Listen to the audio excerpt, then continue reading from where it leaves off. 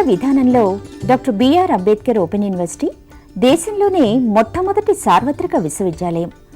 దాదాపు 2.5 దశాబ్దాలుగా దూర విద్యా విధానం ద్వారా కంప్యూటర్ కోర్సును అనుసంధానం చేస్తూ బీఏ, బీకాం, బీఎస్సీ డిగ్రీ కోర్సులను అందిస్తోంది. పోస్ట్ గ్రాడ్యుయేషన్ స్థాయి, డిగ్రీ, డిప్లొమా స్థాయి కోర్సులను ఔత్సాహికులైన విద్యార్థులకు అందిస్తోంది. డాక్టర్ బిఆర్ అంబేద్కర్ సార్వత్రిక విశ్వవిద్యాలయం స్థానికంగా స్వయం బోధనా పద్ధతిలో ముద్రణ రూపంలో రూపొందించిన కోర్స్ మెటీరియల్ అందిస్తోంది. కోర్స్ మెటీరియల్ అధ్యయనానికి సహకరించే విధంగా రేడియో, టెలివిజన్ పాఠ్యాంశాల ఆధారంగా కార్యక్రమాలు ప్రసారం చేస్తోంది.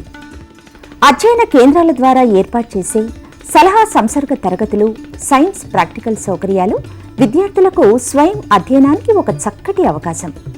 ఇవి విద్యార్థి సమీపంలో ఉండే అధ్యయన కేంద్రం నుంచే పొందొచ్చు.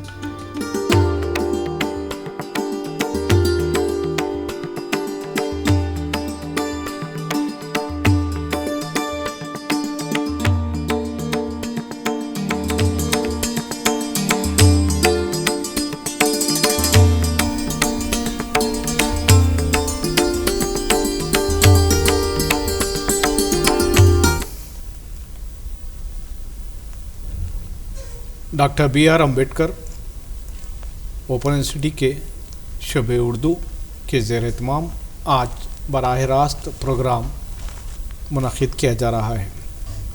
नाज़रीन आदाब से आज हम उर्दू में तनक़ीद का आगाज़ और मुख्तलिफ़ दबिस्तान से मुताल्लिक़ पढ़ेंगे. हमारे स्टूडियो में 2 मेहमान ख़ुसूसी मौजूद हैं. प्रोग्राम के आगाज़ से क़ब्ल आइए मैं मेहमान ख़ुसूसी का तारुफ़ पेश करता हूँ. हमारे पहले मेहमान ख़ुसूसी प्रोफेसर फ़ातिमा परवीन मोहतरमा हैं, जो जामिया उस्मानिया से प्रोफेसर और सदर शोबे उर्दू के अलावा वाइस प्रिंसिपल आर्ट्स कॉलेज उस्मानिया यूनिवर्सिटी से में बेहतरीन खिदमत अंजाम देने के बाद सुबुकदोश हुई हैं.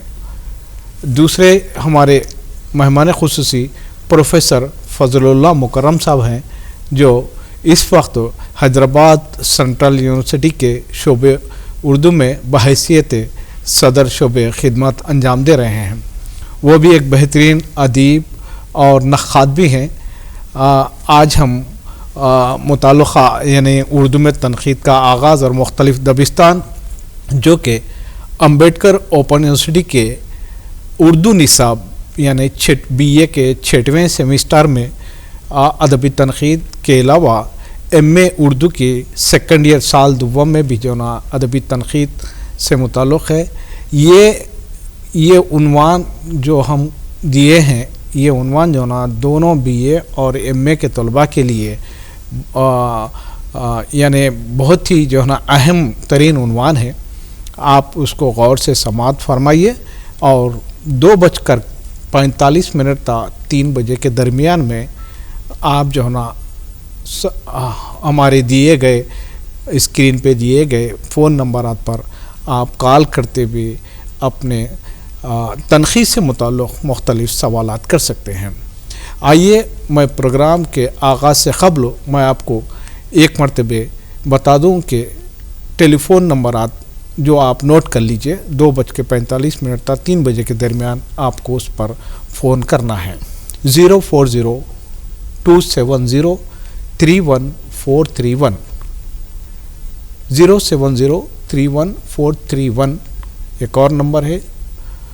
040-270-31432 और 433 पर भी आप फ़ोन कॉल कर सकते हैं. आइए मैं तनक़ीद से मुताल्लिक़ मुख्तसर से तारुफ़ के बाद हमारे प्रोग्राम के सिलसिले को आगे बढ़ाता हूँ. तनक़ीद अदबी तनक़ीद इल्म और कामिल बसीरत के साथ मुनासिब पायराई में किसी फ़न पारे की खूबियों और ख़ामियों की निशानदही करने और इसके बारे में हुक्म लगाने का नाम है. तनक़ीद के मुख्तलिफ़ दबिस्तान का ताल्लुक़ अदबी नज़रिए से होता है. हर अदीब और नक़ाद अदब और फ़न पारे के मुताल्लिक़ अपना मख़सूस नज़रिया रखता है. इस सिलसिले में आइए हम जो है ना इब्तदा में प्रोफेसर फ़ातिमा परवीन मैडम से तनक़ीद की तारीफ़, अहमियत और इफ़ादियत से मुताल्लिक़ हम मालूमात हासिल करते हैं। शुक्रिया डॉक्टर मखदूम।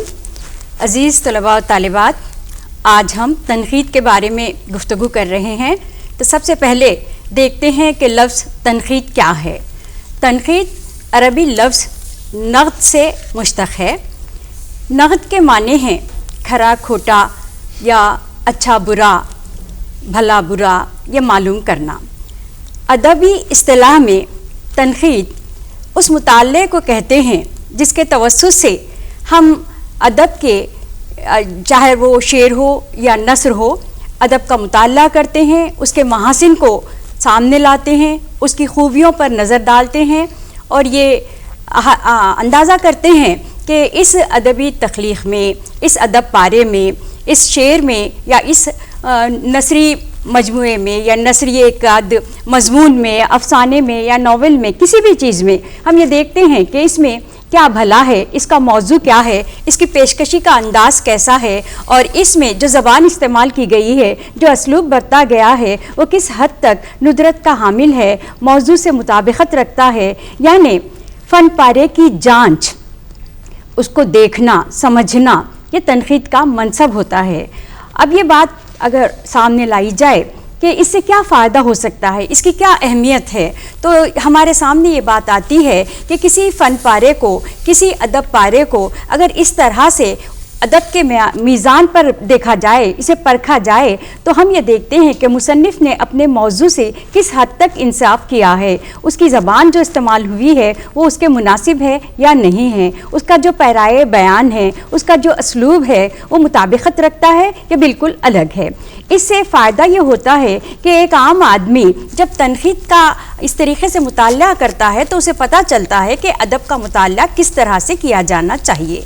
मुसन्निफ़ को भी पता चलता है कि उसने जिस अंदाज से इज़हार ख़याल किया था वो मुनासिब है या उसमें कोई कमी बेशी है। तो ये तो रही उसकी अहमियत। अब इफ़ादियत की अगर बात की जाए तो इससे ये होता है कि जो नक्श अव्वल रहता है, नक्श सानी में उस किस्म की खामियां जगह पाने से रुक जाती हैं। मुसन्निफ़ जहन में अपने ये बना लेता है कि उसे क्या करना है, उसको किस तरीक़े से अपनी बात लोगों तक पहुंचानी है, और पढ़ने वाला भी ये देख लेता है कि भाई इस अदब पारे के मुताले से उसको क्या हासिल हुआ है और क्या हासिल हो सकता है। तो तनक़ीद जांचना, परखना, कसौटी पर रखना, ये इसकी खूबियाँ और ख़ामियों को देखना, अदब में उसकी अहमियत इस एतबार से बहुत ज़्यादा है। हम ये देखते हैं कि अदब पारे को सरसरी नज़र से देख लेने से हम उसकी तह तक, उसकी गहराई तक, उसके मंबे तक पहुँच नहीं पाते। तनक़ीदी तहरीर अगर सामने हो तो हम उससे अच्छी तरीक़े से लुत्फ़अंदोज़ हो सकते हैं, फ़ायदा उठा सकते हैं, उसे काम में ला सकते हैं। तो ये है लफ्ज़ तनक़ीद का एक मुख्तसर सा समझिए आपके इजहार और उसके फ़ायदे वग़ैरह। अगर देखा जाए तो सबसे पहले जब भी कोई चीज़ लिखी जाती है तो मुसन्निफ़ ख़ुद अपनी तहरीर पर नाक़दाना नज़र डालता है। तो इस एतबार से तनक़ीद का काम तहरीर के साथ ही शुरू हो जाता है। अब शायर भी जब अपनी शायरी करता है तो उस पर दूसरी नज़र डालता है और देखता है कि उससे कोई फ़रोग़ज़ाश तो नहीं हो गई है, कोई छूट तो नहीं हो गई है, क्या इसको मज़ीद बेहतर बनाया जा सकता है। तो इस तरीक़े से ये अमल अदब की तख्लीक़ में, अदब की तरवीज में, अदब की तरक्की में कारआमद साबित होता है। बहुत बहुत शुक्रिया प्रोफेसर फ़ातिमा मैडम साहिबा। आपने जो ना तनक़ीद की तारीफ़, अहमियत और इफ़ादियत से मुताल्लिक़ बहुत ही बेहतर अंदाज में जो ना समझाए। अज़ीज़ तलबा तालिबात, आप पूरी भरपूर तवज्जो के साथ प्रोग्राम को मुशाहिदा कीजिए और जो ना मुमकिन हुआ तो जो ना पॉइंट्स भी जो ना नोट करते रहें। आइए आज हमारे दूसरे मेहमान ख़ुसूसी प्रोफेसर फ़ज़लुल्लाह मुकर्रम साहब जो कि सदर शोबे उर्दू हैदराबाद सेंट्रल यूनिवर्सिटी हैं, और उनसे मुताल्लिक़ नक़्क़ाद के फ़राइज़ क्या होते हैं, बताइए प्रोफेसर फ़ज़लुल्लाह मुकर्रम साहब। जी बहुत बहुत शुक्रिया डॉक्टर मखदूम साहब। सबसे पहले मैं ये अर्ज़ कर दूं कि ये चूँकि ये programme doctor BR Ambedkar university के लिए है, BA के लिए भी है, यहाँ BA में दाखिले के लिए बग़ैर किसी तालीमी काबिलियत के यहाँ दाखिला दिया जाता है। तो उसको पेश नज़र रखते हुए हम आज कोशिश करेंगे कि इंतहाई आसान लफ्ज़ों में, मुनासिब पैरा इज़हार में अपने ख़यालात को पेश करें। ابھی میڈم نے تنقید سے متعلق نہایت اختصار مگر جامعیت کے ساتھ اپنی بات رکھی. اب جو تنقید لکھتا ہے، جو تنقید کرتا ہے، اسے ہم تنقید نگار یا نقاد کہتے ہیں.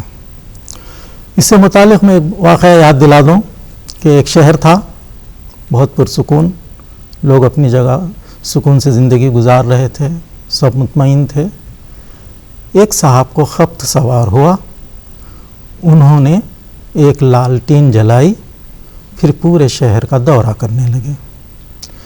وہ جدھر جدھر سے وہ لالٹین جاتی تھی ادھر ادھر سے روشنی بکھیرتی جاتی تھی. اب تک لوگ روشنی کے عادی نہیں تھے، وہ لوگ اندھیرے میں رہنے کے عادی تھے.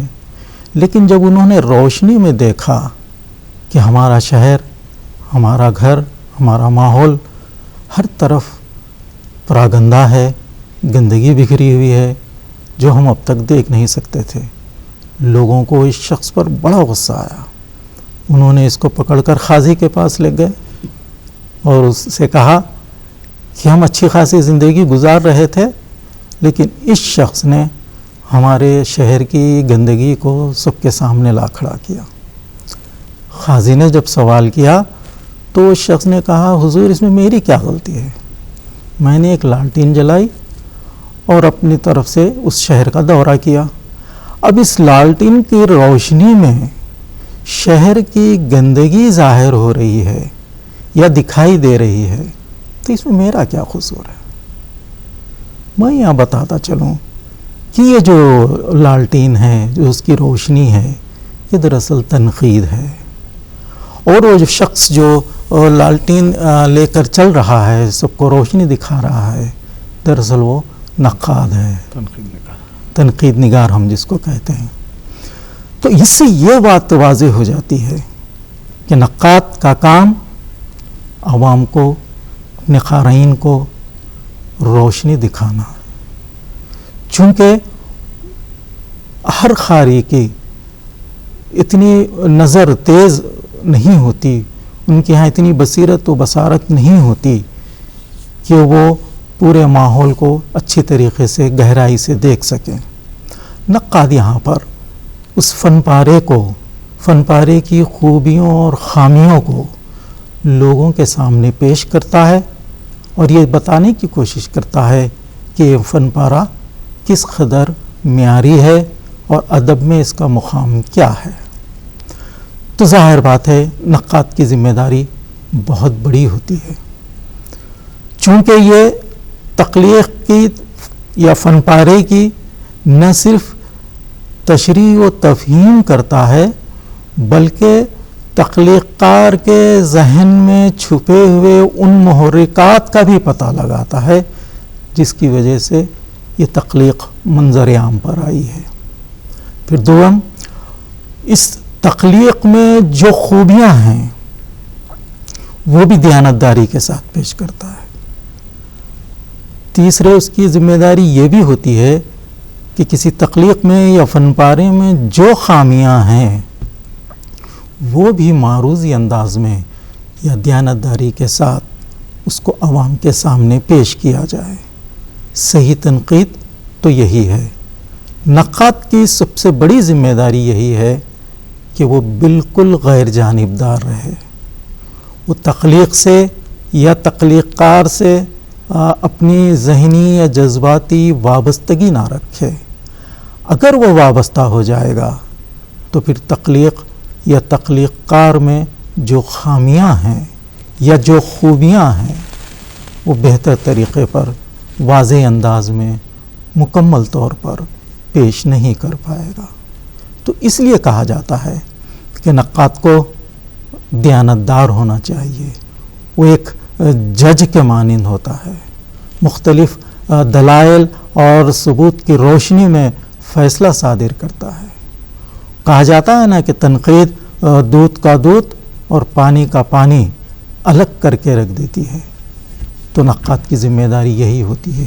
جس طرح سونے پر گھس کر کسوٹی کا کام لیا جاتا ہے، یہ پتہ لگایا جاتا ہے کہ سونا اصلی ہے یا نقلی، نقاد کا کام بھی یہی ہے کہ وہ ادب کے فن پاروں کو فن پاروں میں چھپے ہوئے خوبیوں اور خامیوں کو، محاسن و معائب کو لوگوں کے سامنے پیش کرے اور یہ بتائے کہ اس تخلیق اور فن پارے کا ادب میں کیا مرتبہ ہے، کیا مقام ہے۔ یہی اس کی اصل ذمہ داری ہوتی ہے۔ عموماً لوگ اس جانب توجہ نہیں کرتے ہیں، محض کمٹمنٹ یا وابستگی کی بنیاد پر صحیح معنوں میں تنقید نہیں کرتے، کہیں حد سے زیادہ تعریف و توصیف کر دیتے ہوئے زمین و آسمان کے خلابے ملا دیتے ہیں، اور کہیں ان کی خامیوں کو اکثر نظر انداز کر دیتے ہیں، جس کی وجہ سے تخلیق کی صحیح صورتحال، اس کا صحیح مقام حاصل نہیں ہو پاتا۔ اس لیے نقاد کے لیے لازم ہے کہ وہ غیر جانبدار ہو کر تنقید کا تجزیہ کرے، دلائل کی روشنی میں اپنا اظہار خیال کرے، تصفیہ کرے، اور تخلیق کار کو بھی دکھائے کہ اس نے کہاں کہاں چوک کی ہے، کون کون سی غلطیاں رہ گئی ہیں، تاکہ تخلیق کار بھی اپنی اصلاح کر سکے۔ تو یہ نقاد کی اہم ذمہ داریوں میں سے ایک ہے، اور ظاہر بات ہے اس کے لیے نقاد کو بہت زیادہ وسیع مطالعے کی ضرورت ہے۔ جب تک اس کا مطالعہ، مشاہدہ اور تجربہ شامل حال نہیں ہوگا، ایک معیاری تنقید نگاری ممکن نہیں ہے۔ میں سمجھتا ہوں کہ نقاد کے حوالے سے یہ چند اشارے آپ کے لیے معاون و مددگار ہوں گے۔ بہت شکریہ پروفیسر فضل اللہ مکرم صاحب، آپ نے نقاد کے فرائض سے متعلق بیان کرتے ہوئے بہت ہی اچھے انداز میں اس کی تشریح اور وضاحت کی ہے، اور امید کہ عزیز طلبہ طالبات آپ لوگ سمجھ چکے ہوں گے کہ جو نا تنقید کا نظریہ کیسا رہنا چاہیے، نقاد کا کیا کام ہونا چاہیے، اور فن پارے کو کس طریقے کس کسوٹی میں پیش کرنا چاہیے، اور تفہیم و تشریح کے دوران کن باتوں کا خیال رکھنا چاہیے، اور خوبیوں کو اپنی دیانت داری کے ساتھ کس طرح پیش کرنا چاہیے۔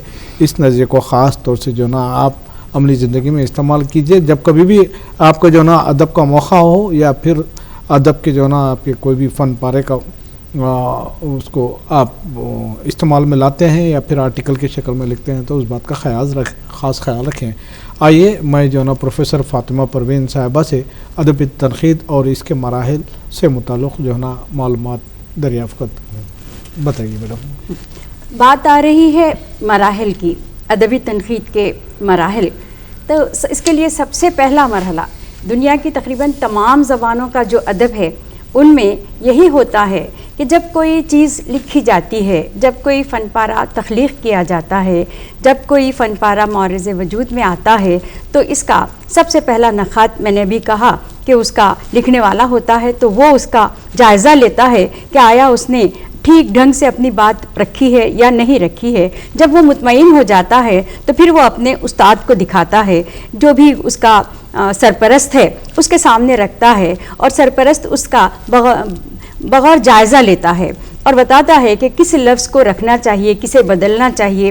یہ ہر زبان میں ہوا ہے، اردو میں بھی ہوا ہے، اور ہوتا ہے کہ کوئی نہ کوئی استاد رہتا ہے جو کسی شاعر یا ادیب کی رہبری کرتا ہے، رہنمائی کرتا ہے، تو یہ اس کے سامنے پیش ہوتا ہے۔ پھر بعد میں یہ عوام کے لیے، خواص کے لیے، ادب دوست حضرات کے لیے، ادب سے دلچسپی رکھنے والوں کے لیے منظر عام پر لایا جاتا ہے۔ اس کے ابتدا میں چونکہ اشاعت کا کوئی موقع نہیں تھا، تو اس کے محدود ذرائع ہوا کرتے تھے۔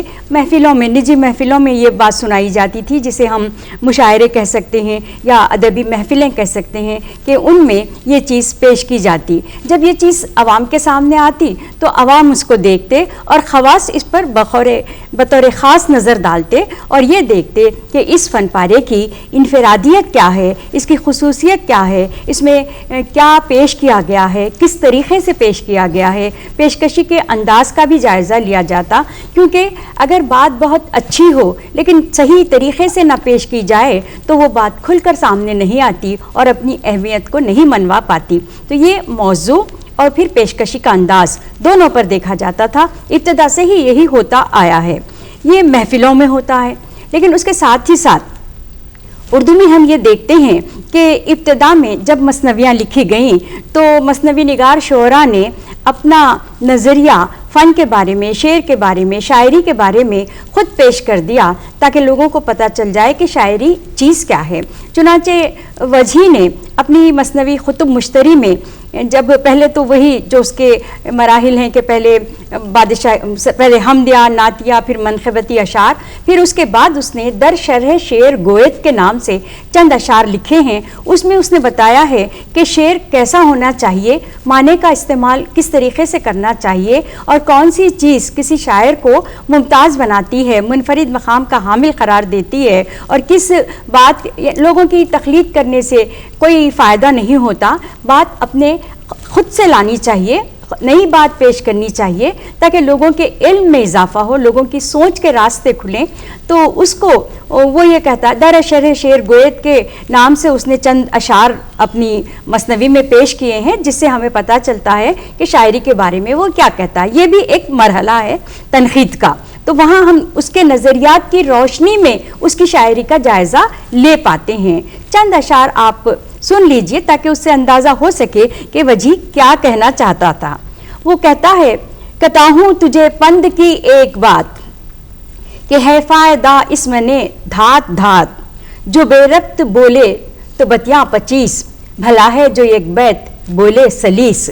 यहाँ देखिए आपके वो सलासत की तरफ ले जा रहा है, बता रहा है कि अल्फाज आसान होने चाहिए। नकोकर तो लई बोलने का हवस, अगर खूब बोले तो एक बैत बस। वो कुछ शेर के फ़न में मुश्किल अच्छे के लफ्ज़ और माने ये सब मिल अच्छे, इसी नज़्म को शेर में ला तूं कि लाया है उस्ताद जिस लफ्ज़ को। अगर फाम है शेर का तुझको छंद, चुने लफ्ज़ लिया और माने बुलंद। रखिया एक माना अगर ज़ोर है, वले भी मज़ा बात का और है। तो यहाँ वो कह रहा है कि बात आसान अंदाज में कहनी चाहिए, नई बात कहनी चाहिए, और साथ ही साथ ऐसी बात कहनी चाहिए जिसमें कई माने पोशीदा हों ताकि हर कोई अपने एतबार से उससे लुत्फ़अंदोज़ हो सके। शेर में तहदारी होनी चाहिए। तो ये एक मरहला होता है। इस मरहले के बाद जब ये शायरी मंजर आम पे आती है तो वो नखात के हाथ में पहुंचती है, और नखात ये देखता है कि शायर ने जो कुछ भी कहा है ये इससे पहले कहा जा चुका है या नहीं। अगर कहा जा चुका है तब भी अगर पेशकशी का अंदाज़ मुख्तलिफ हो, मुनफरिद हो, मुमताज़ हो, मखसूस हो, तो वो बात भी नई बन जाती है। और यहाँ भी हम देखते हैं कि उसमें मुतख़य्यला काम करता है। तख़य्युल की मदद से शायर एक नया मंजर पेश कर देता है और उसको अपने तौर पर मानवियत अता करता है, नुदरत अता करता है। तो ये दूसरा मरहला रहता है। अब आगे हम ये देखते हैं कि बहुत कुछ ऐसा होता है जो शायर अपने तौर पर नहीं रखता, लेकिन तनक़ीद निगार अपनी सोच से, अपने इल्म से, अपने मुतख़य्यला से उसको नई मानवियत भी देता है। ज़रूरी नहीं है कि शायर ने जो कहा है उसी के माने उसी को बिल्कुल लफ्ज़ ब लफ्ज़ दोहरा दिया जाए, बल्कि यहाँ हम ये देखते हैं कि अगर नखात का इल्म ज़्यादा हो, उसकी जैसे कि अभी मुकर्रम साहब ने कहा कि उसमें बसारत और बसीरत होनी चाहिए, तो उसकी बसीरत उसे और आगे तक ले जा सकती है। यहाँ पर हम ये देखते हैं कि ये पढ़ने वाले का या फिर सुनने वाले का या लिखने वाले का या जायज़ा लेने वाले की जो सलाहियत है वो उभर कर सामने आती है। और हम और आगे जब बढ़ते हैं तो हम ये देखते हैं कि आमतौर पर नखात इस बात का भी जायज़ा लेता है कि जो मौजू पेश किया गया है वो माशरे के लिए, वो समाज के लिए बेहतर है या नहीं है।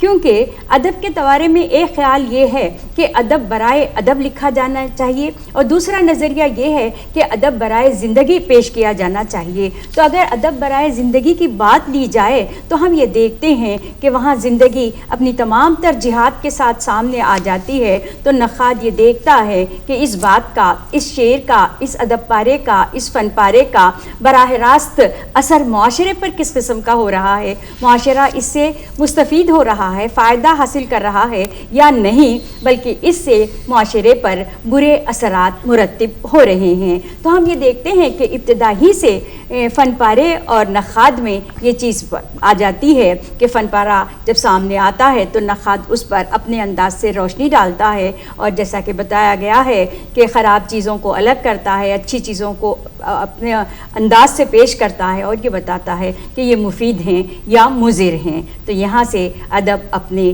تمام اثرات کے ساتھ جو سماج پر وہ مرتب کرتا ہے سامنے آتا ہے۔ تو یہ مرحلے ہوتے ہیں تخلیق کو تخلیق کار کے ہاتھ سے آگے بڑھ کر نخاد یا تنقید نگار کے پاس پہنچنے تک، اور اب یہاں یہ دونوں تحریریں جب پڑھنے والے تک پہنچتی ہیں، قارئین تک آتی ہیں، تو قارئین کا ذہن وہاں سے کام کرنا شروع ہوتا ہے اور ان کی نظر میں وسعت پیدا ہوتی ہے۔ وہ یہ دیکھتے ہیں کہ کیا کوئی گوشہ نخاس سے چھوٹ گیا ہے، کیا ادب پارے میں کچھ اور اچھائیاں ہیں جن کی طرف متوجہ ہو سکتے ہیں، اور ایک نئی دنیا سامنے آتی ہے، معاشرے پر نئے اثرات مرتب ہوتے ہیں۔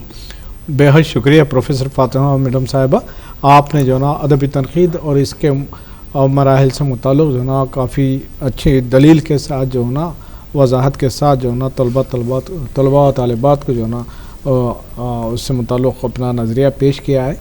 عزیز طلباء طالبات، آپ سمجھ چکے ہوں گے کہ جو نا ادبی تنقید اور اس کے مراحل کے دوران فن پاروں کی تخلیق کی جانچ پڑتال اور جو نا نخاد کا نظریہ کس طریقے سے ہونا چاہیے، اور شعر اس کا تخلیقی فن پارے پر کتنا اس کا احاطہ کرنا چاہیے، یہ آپ لوگ کو اس تعلق سے بہت ہی بہترین انداز میں آپ سمجھ چکے ہوں گے۔ آئیے میں اب پروفیسر فضل اللہ مکرم صاحب سے دریافت کروں گا کہ اردو میں ابتدائی دور کی تنقید پر تنقید کیا ہے، اس پر روشنی ڈالیے۔ جی، آج کل تو تنقید باضابطہ ایک مضمون بن گئی ہے۔ ابتدا میں جیسا میڈم نے کہا کہ تخلیق کار خود اپنی جگہ ایک نقاد ہوا کرتا تھا، لیکن ہم اردو زبان میں تنقید کا آغاز و ارتقاء پر دیکھیں، نظر ڈالیں، تو ہمیں یہ اندازہ ہوتا ہے کہ اس زمانے میں مشرقی تنقید ہم پر غالب تھی۔ فارسی اور عربی کے توسط سے جو کچھ تنقیدی نظریات تھے، اردو نے اسی کو اپنائے تھے۔ ابتدا میں تو جیسے بیاض لکھنے کا ایک کام ہوا کرتا تھا، جو ادب سے یا شاعری سے ذوق رکھتے تھے وہ لوگ، یا جو شعر کہتے تھے وہ لوگ اپنی بیاض رکھتے تھے۔ شاعر اپنا کلام تو لکھتا تھا، لیکن ایک قاری یا ادب کا ذوق رکھنے والا وہ بھی بیاض لکھنے کا عادی تھا۔ اس میں اپنے پسندیدہ شاعر کا انتخاب کرتا اور اس کے اپنی پسند کے حساب سے ان اشعار کو نقل کرتا تھا، پھر اپنی رائے بھی لکھتا تھا۔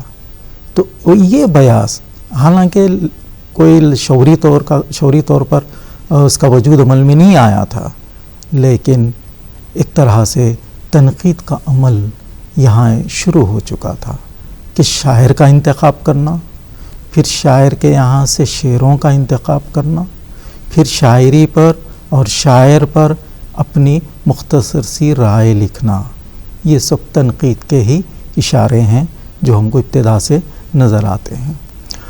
بیاض کے علاوہ گلدستوں کا بھی رجحان پہلے تھا۔ کوئی عنوان دیا جاتا تھا یا مصرع دیا جاتا تھا، اس پر مشاعرے منعقد ہوا کرتے تھے، پھر جو کلام پڑھا جاتا تھا ان کو یکجا کیا جاتا تھا اور اس کو گلدستے کی شکل میں شائع کیا جاتا تھا یا پیش کیا جاتا تھا۔ تو یہ گلدستے بھی ایک طرح سے تنقیدی شعور کو ظاہر کرتے ہیں کہ یہی شاعر اور ان کے کلام کا انتخاب کا مرحلہ، جو اچھے شعر ہوتے تھے وہ ان کا انتخاب کیا کرتے تھے۔ تو گلدستوں کے علاوہ ایک اور چیز اس زمانے میں رائج تھی ابتدا میں، تذکروں کی تنقیدی اہمیت کو ہم بالکل نظر انداز نہیں کر سکتے، کیونکہ کوئی ایسے اصول نہیں بنائے گئے تھے، لوگوں نے اپنے اپنے طور پر شعراء کے تذکرے لکھے۔ اس تذکروں میں ان چیزوں کا اہتمام کیا جاتا تھا کہ شاعر پر مختصر نوٹ لکھے، پھر اس کے کلام کا انتخاب کرے، پھر اختصار سے ہی صحیح اس کلام پر اپنی رائے دے. ظاہر بات ہے یہ تمام مرحلے تنقید کے مرحلے ہی نظر آتے ہیں. تو اس زمانے میں تذکروں کے رواج نے اردو تنقید کو بھی فروغ دیا، بلکہ صحیح ڈھنگ سے اردو تنقید کو ایک سمت عطا کرنے میں ان تذکروں نے بہت کچھ کام کیا. میر نے بھی ایک تذکرہ لکھا تھا نکات الشورا، گو کہ اردو شورا کا تذکرہ تھا لیکن فارسی میں لکھا گیا. اس کے علاوہ طبقات الشورا، مخزون نکات، تذکرہ ریختہ گوئیاں، کئی ایسے تذکرے ہیں اردو میں ہم کو ملتے ہیں جو اردو تنقید کی ابتدائی شکل کو ہمارے سامنے رکھتے ہیں.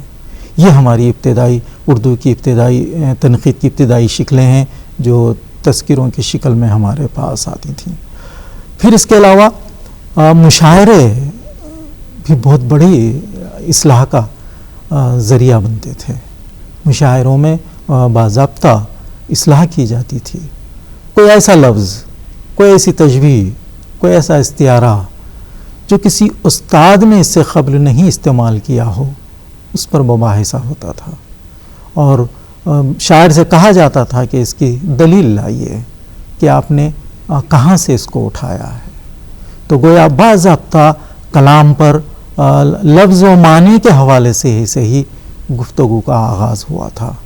مختلف نجی محفلیں ہوتی تھیں جہاں پر اپنے دوست شعراء کے علاوہ دیگر اساتذہ کے شاگرد اور ان کے کلام پر گہری نظر سے جائزہ لیا جاتا تھا، ان کے کلام پر رائے دی جاتی تھی. تو ابتدائی دور میں یہ چیزیں ہمارے سامنے آتی ہیں کہ لوگ لاشعوری طور پر اپنے طور پر یہ کام کر رہے تھے کہ کون سا شعر اچھا ہے، کون سا شعر غلط ہے، کون سا شعر ہمیں متاثر کرتا ہے اور یہ وہی اچھا شعر ہے.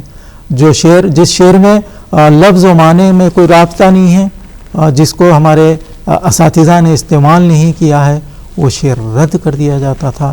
شاعر سے کہا جاتا تھا کہ وہ اپنی اصلاح کر لے. تو ابتدائی دور میں یہ پورا ایک منظرنامہ ہمارے پاس اردو تنقید کا نظر آتا ہے، جہاں سے ہماری اردو تنقید نے روشنی حاصل کی اور آج اس مقام تک پہنچی ہے. بہت شکریہ پروفیسر فضلہ مکرم صاحب.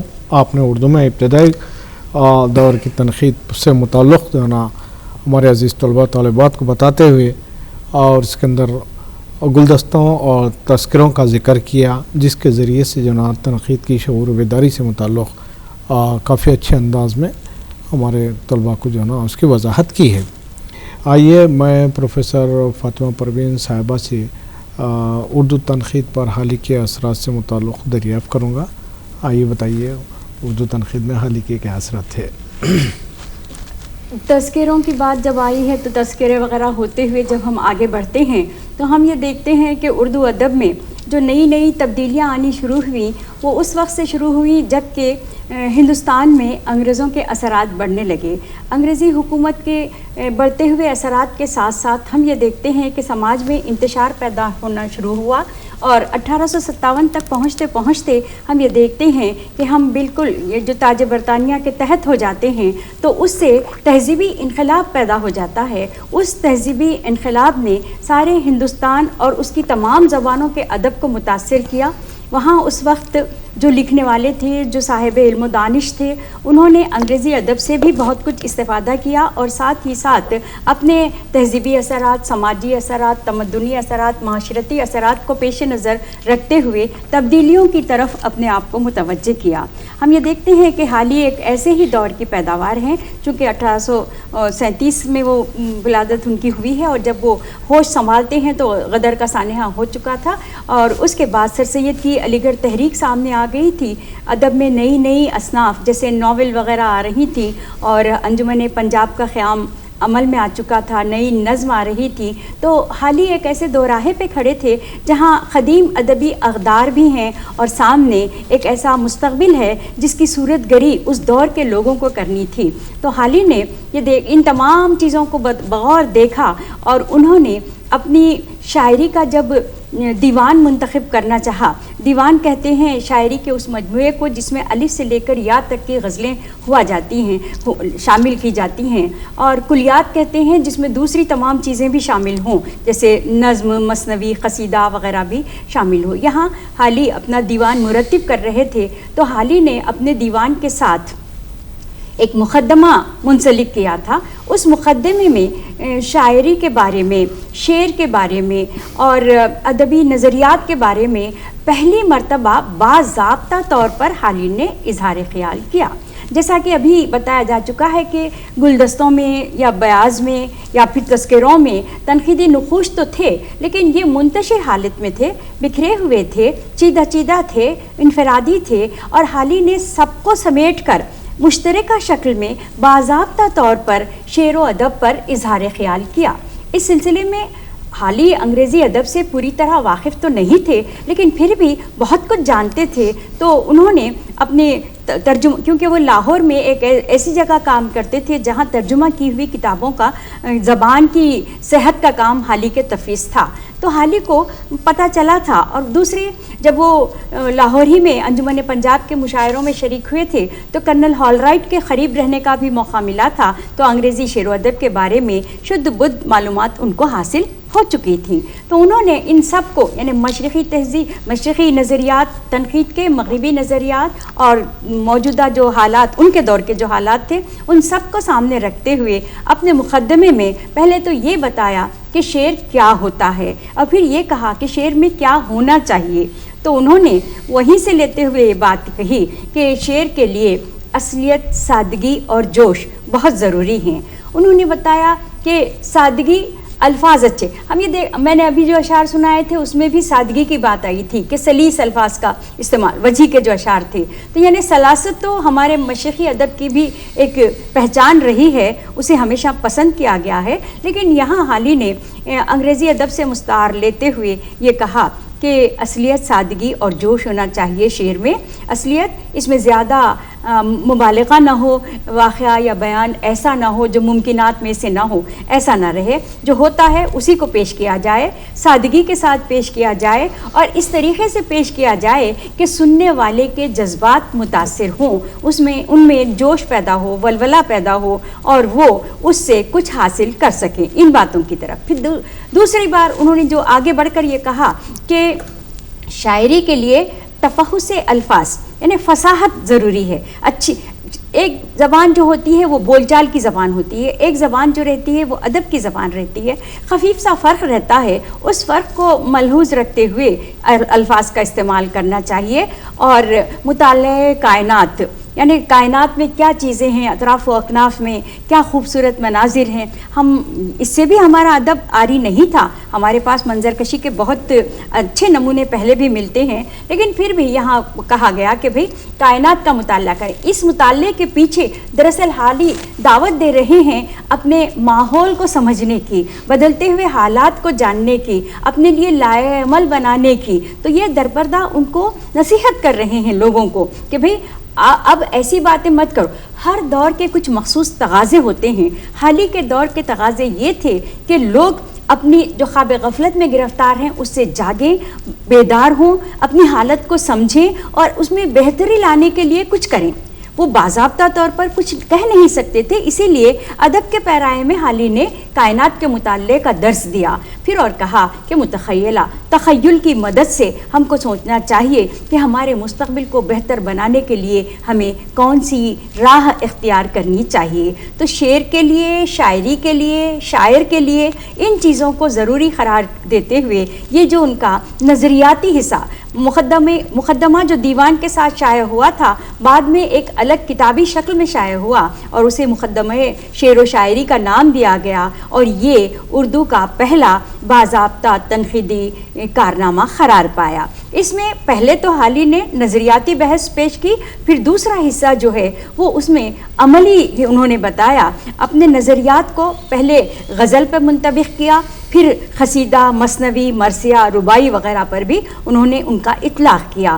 تو غزل کے بارے میں حالی کا کہنا یہ تھا کہ غزل چونکہ بہت زیادہ مشہور و مقبول صنف ہے تو اس لیے اس کے موضوعات میں تنوع آنا چاہیے، 2 مصروں میں بہت کچھ کہا جا سکتا ہے، تو وہ چاہتے تھے کہ انسانی ذہن کو جھنجھوڑا جائے، بیدار کیا جائے، اور صرف عشق و محبت کی باتوں کے بجائے سماجی باتیں، تعلیم کی طرف راغب کرنا اور اصلاح معاشرے کی طرف متوجہ کرنا یہ بھی اس میں شامل ہو جائے۔ تو انہوں نے اس طرف متوجہ کرنے کی کوشش کی، غزل کو سنوارنے کا مشورہ دیا، قصیدے کو کہا کہ یہ آج کے وقت کی ضرورت نہیں ہے، مثنوی کے لیے انہوں نے کہا کہ اس میں بہت گنجائش ہے، مرثیے کو انہوں نے بہت کچھ پسند کرتے ہوئے یہ کہا کہ اسے صرف واقعہ کربلا تک محدود نہ کرتے ہوئے اسے شخصی مرثیے کے لیے بھی استعمال کرنا چاہیے۔ انہوں نے خود کیا بھی، مرزا غالب کی وفات پر انہوں نے غالب کا مرثیہ غالب لکھا بھی ہے۔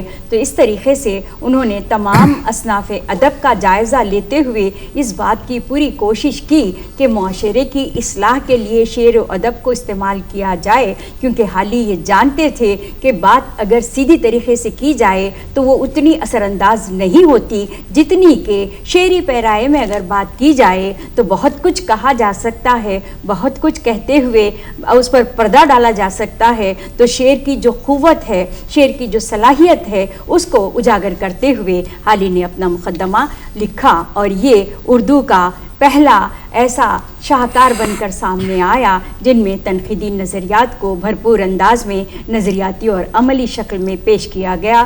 اس کو پسند بھی کیا گیا، اس پر اعتراض بھی کیے گئے، لیکن یہ ایک ایسا قدم تھا جس نے اردو تنقید کے ارتقاء کی راہیں واہ کر دیں اور اردو تنقید آگے بڑھتی چلی گئی۔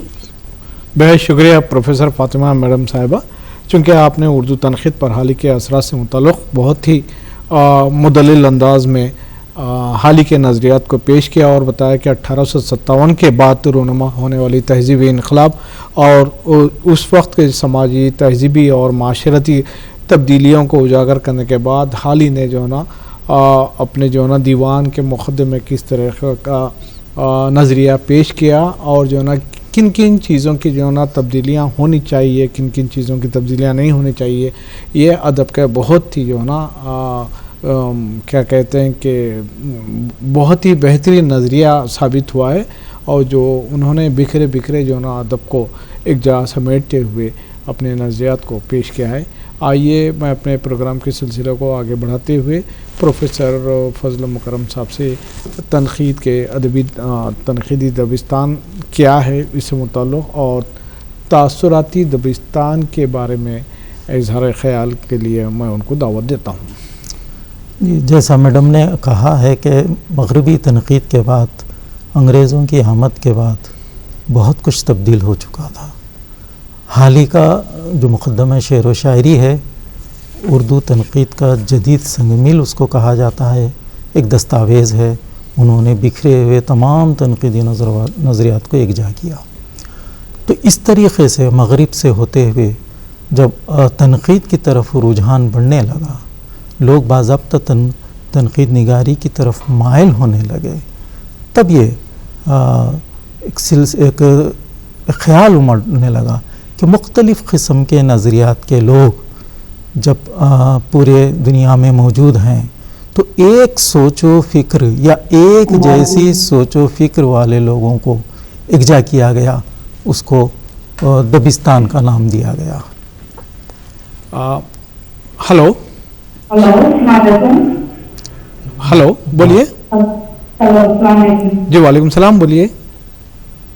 ڈاکٹر فاطمہ صاحبہ اور پروفیسر فضل الرحمان مکرم صاحب، جی اپنا سوال کیجیے۔ سوال کروں؟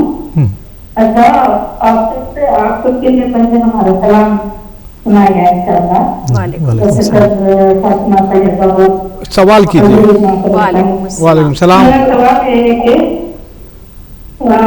اچھی تنقیدی ٹاپک پر بحث کر رہے ہیں، گزارش کی اس بات کی ہے کہ تنقید، تحقیق اور تحفظ ये तीनों अल्फाज के जो मफहूम है उस मफहूम को तफसील से बयान किए कि तो तालिब इल्म कुछ फायदा होगा और कुछ इसके बारे में मालूमात हासिल कर सकेंगे। इसलिए कि अक्सर देखने में आया है कि लिखते वक्त, पढ़ते वक्त और समझते वक्त इन तीनों अल्फाज के मफहूम को अक्सर नजरअंदाज किया जाता है। यही सवाल आप सबके लिए है। ठीक है, आपका नाम? से बयान किए। ठीक है, आपका नाम बताइए, कहाँ से बोल रहे हैं? मेरा नाम जरीना बेगम है, हैदराबाद से। ओके, ठीक है, अच्छी बात है, ठीक है मैडम। मैं बोल आपने अच्छा सवाल किया, बुनियादी सवाल है। इस पर तफसील से गुफ्तगू करने की यहाँ गुंजाइश नहीं है, आपकी किताबों में मौजूद है। अदब के 3 बड़े शोबे होते हैं, तख्लीक़, तहक़ीक़, तनक़ीद। तख्लीक़ आप जानते हैं कि क़लमकार या फ़नकार जो कुछ रक़म करता है, जो कुछ अपने ख़यालात को एक सांचे में बंधे टके उसूलों के तहत पेश करता है, तो वो तख्लीक़ कहलाती है। ज़ाहिर बात है तख्लीक़ का ताल्लुक़ सिर्फ़ तख्लीक़कार से ही होता है, लेकिन वो अपने अतराफ़ व अकनाफ़, अपने समाजी, अपने माशरे, अपने तहज़ीब, सक़ाफ़त, सब कुछ किसी न किसी लफ्ज़ या इस्तियारे या अलामतें या तशबीह के ज़रिए अपने तख्लीक़ में पेश करता है। फ़र्ज़ कीजिए मीर की एक गज़ल है, ये एक तख्लीक़ है, मीर की तख्लीक़। अब इस पर तनक़ीद का क्या रिश्ता है? इससे पहले भी बात हो चुकी है कि हर तख्लीक़कार बुनियादी तौर पर नक्काद भी होता है, तो अपनी तख्लीक़ को बेहतर से बेहतर बनाने के लिए वो अपनी लिखी हुई तख्लीक़ में तब्दीली करता रहता है, तो कुछ खुद ब खुद उसमें निखार पैदा होता है। तो तख्लीक़ जब लिखी जाती है तो नक्काद का काम शुरू होता है कि इस तख्लीक़ को लोगों तक पहुँचाए, इस पर तनक़ीद और उसकी तख्लीक़ की तशरीह करे, तफ़हीम करे और उसमें मोहसिन ममायब को पेश किया जाए, फिर उसके बाद उसका मुक़ाम व मर्तबा तय किया जाए ताकि वो अदबी तनक़ीद का काम हो सके। यहाँ पर एक और चीज़ तहक़ीक़ है। नक्काद के सामने 2 राहें भी होती हैं। अगर फ़र्ज़ कीजिए उसको ये मालूम हो चुका कि फ़लाँ शेर मीर का लिखा हुआ है और उसने मीर के नफ्सियात को, मीर के हालात को जहन में रखते हुए, मीर के कलाम की खूबियों को जहन में रखते हुए उस शेर की तशरीह की, लेकिन बाद में पता चला कि ये शेर मीर का नहीं सौदा का है, तो फिर आपकी लिखी गई या तामीर की गई पूरी तनक़ीदी इमारत ढह जाती है। इसलिए तहक़ीक़ करना भी ज़रूरी है। Hello madam. हेलो, अस्सलाम वालेकुम सर। जी मैं नसीम फैज़ बात कर रही हूँ। जी बोलिए। जी, मुझे सवाल करना था। जी तनक़ीद के लिए नक्काद की इल्मी इस्तेताअत और उसके लिए क्या जवाब इख्तियार करना चाहिए, इस पर रोशनी डाले तो बेहतर है। ठीक है, ज़रूर ज़रूर। जी, जज़ाकल्लाह खैर। तनक़ीद के लिए नक्काद का पढ़ा लिखा होना बहुत ज़रूरी है।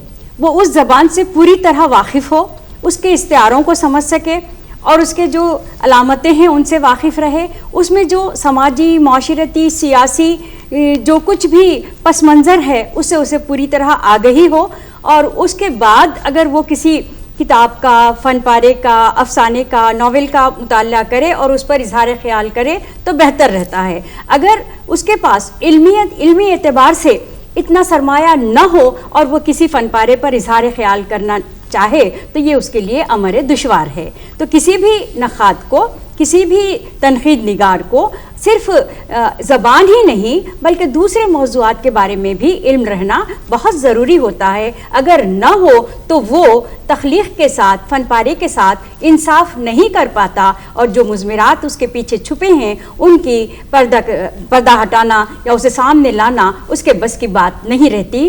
प्रोफेसर साहब ने बताया है कि नक्काद में सिर्फ बसारत नहीं बल्कि बसीरत भी होनी चाहिए, उसे वाक़िफ़ होना चाहिए कि उस दौर का असरी मंजरनामा कैसा था, तहजीबी और समाजी और सियासी हालात कैसे थे। अब हम ये देखते हैं कि फैज़ का एक शेर है, देखिए आप, कि उसमें फैज़ ये कहते हैं, बने हैं अहले हवस मुद्दई भी मुनसिफ भी, किसे वकील करें किससे मुनसिफी चाहें। तो अगर आप ये सिर्फ शेर सामने लेकर बैठ जाएं तो आप उसकी सही तशरीह नहीं कर सकते जब तक कि आप फैज़ की ज़िंदगी से वाकिफ़ न हों, उस दौर के सियासी हालात से वाकिफ़ न हों और उस दौर में उन्हें जिस किस्म की समझिए परेशानियों से तकलीफ़ों से दो चार होना पड़ा उससे आप वाकिफ़ न हों, तब तक आप इस शेर की तशरीह नहीं कर सकते। ऐसे ही अगर आप देखें तो ये दाग दाग उजाला, ये शब गुज़ीदा सहर, ये वो सहर तो नहीं जिसकी आरजू लेकर चले थे यार के मिल जाएगी कहीं ना कहीं। तो अगर आप ये शेर सामने रखेंगे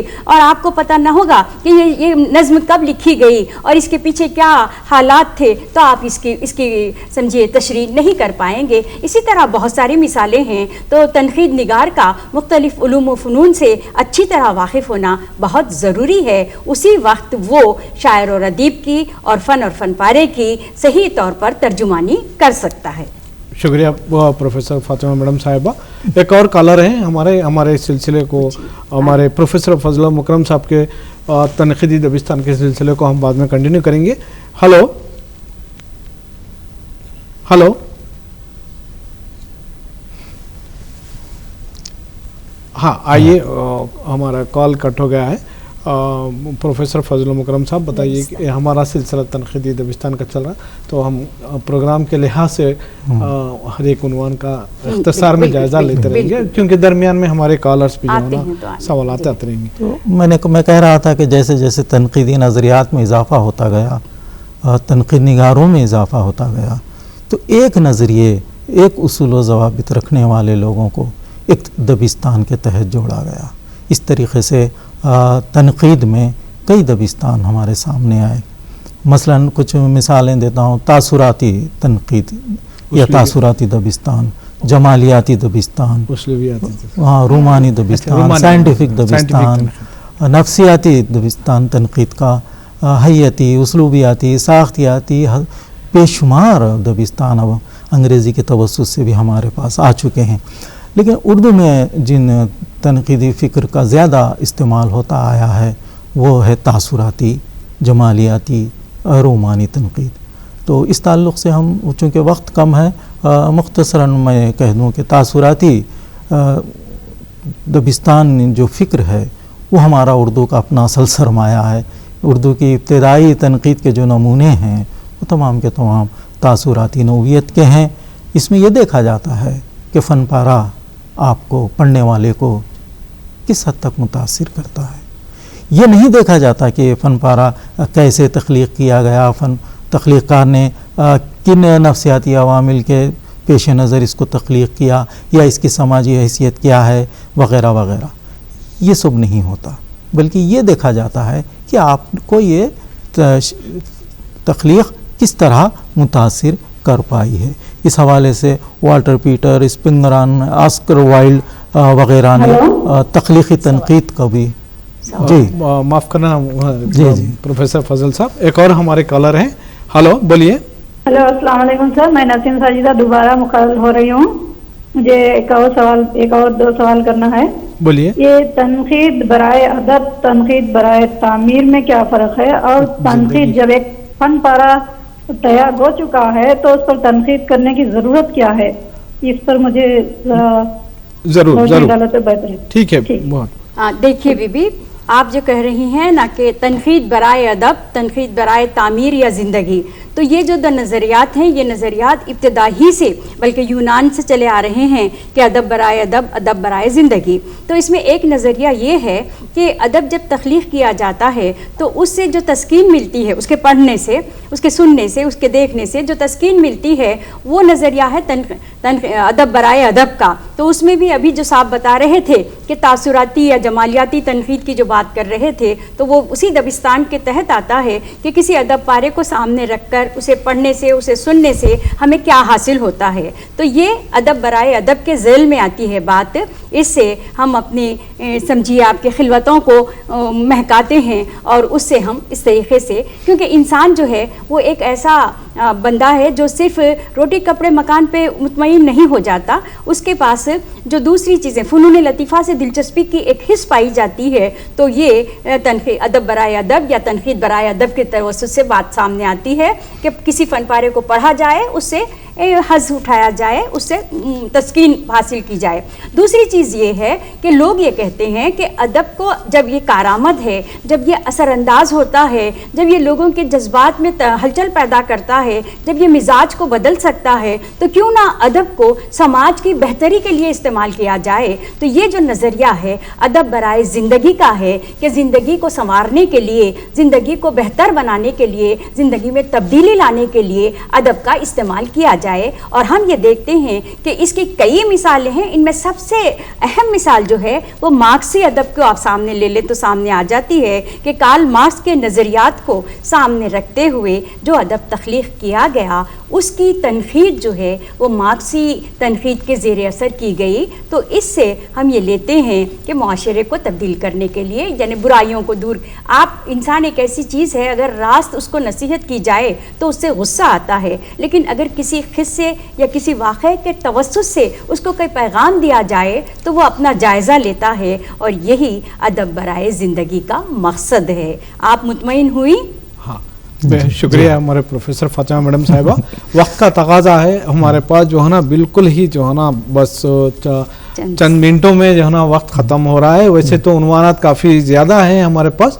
अब चलते हैं मुख्तसर अंदाज में जो है ना असर हाजिर के अहम नक़ात कौन हैं, हमारे अजीज़ तलबा तलबात को बताएं। हमारे पास 1-2 मिनट का टाइम है मैडम। देखिए बीबी, देखिए अजीज़ तलबा और तालिबात, हमारे पास बहुत बेशुमार तनक़ीद निगारान हैं, बहुत हर सतह पर, हर शहर में, हर सूबे में ये काम हो रहा है। जितनी किताबें आ रही हैं उसके उन सब का जायज़ा लेना और उनमें उभरते हुए नक़ादों को पेश करना कार्य दुश्वार है। लेकिन जो लीजेंड हैं, जो आज हमारे अदब पर अपना गहरा असर रखते हैं, उनमें जो 2-4 नाम आते हैं, अगर हिंदुस्तान के पस मंज़र में बात की जाए तो यहाँ पर शम्सुर रहमान फ़ारूक़ी और गोपीचंद नारंग, इन्होंने अपने नज़रियात को पेश करते हुए तनक़ीद में इनक़लाब लाने की कोशिश की है। और अगर आप उससे और आगे बढ़ते हैं तो शमीम हनफ़ी साहब हैं, सैयदा जाफ़र साहबा हैं और मुग़नी तबस्सुम साहब हैं कि इन्होंने मुख्तलिफ़ उन्वानात के तहत अपने तनक़ीदी नज़रियात को पेश किया है। और तनक़ीद का मैदान खुला हुआ है, बहुत वसी है, इसमें बहुत सारे नाम आ सकते हैं, बहुत सारे नज़रियात आ सकते हैं। तो मार्क्सी, हयती, असलूबियाती और फिर तासुराती हमेशा रही है, अब भी है, वो इंसान के साथ है और कभी ख़त्म नहीं हो सकती, तो वो तो बाकी है ही है। इसमें और तानीसी और समझिए आपके रद्द तश्कील, नौ तारीख़ी, बहुत तक़ाबुली, सबसे अहम जो है एक तनक़ीदी दबिस्तान है वो तक़ाबुली दबिस्तान है। तो बेशुमार दबिस्तान, बेशुमार नाम, बहुत वसी मैदान। शुक्रिया हमारे प्रोफेसर फातिमा परवीन साहिबा। हम जो है ना आज के दोनों मेहमान ख़ुसूसी प्रोफेसर फजला मुकरम साहब सेंट्रल यूनिवर्सिटी सदर शोबे उर्दू और प्रोफेसर फातिमा परवीन साबिक़ा सदर शोबे उर्दू जामिया उस्मानिया के बेहद ममनून मशकूर हैं। और जो है ना अज़ीज़ तलबा तालिबात, तो मुमकिन है कि आप लोग इस प्रोग्राम बराह रास्त प्रोग्राम का मुशाहिदा किए हैं और हम इस सिलसिले को आगे आइंदा भी जो है ना जारी रखते हुए इसमें जो उन्वानात का अहाता ना हो सका हो आइंदा के प्रोग्राम में शामिल करने की कोशिश करेंगे इंशाल्लाह। हम हमारे शोबे Urdu doctor BR Ambedkar open city की जानिब से दोनों मेहमान ख़ुसूसी का शुक्रिया अदा करते हुए हम अब इजाज़त चाहते हैं। बहुत बहुत शुक्रिया। शुक्रिया।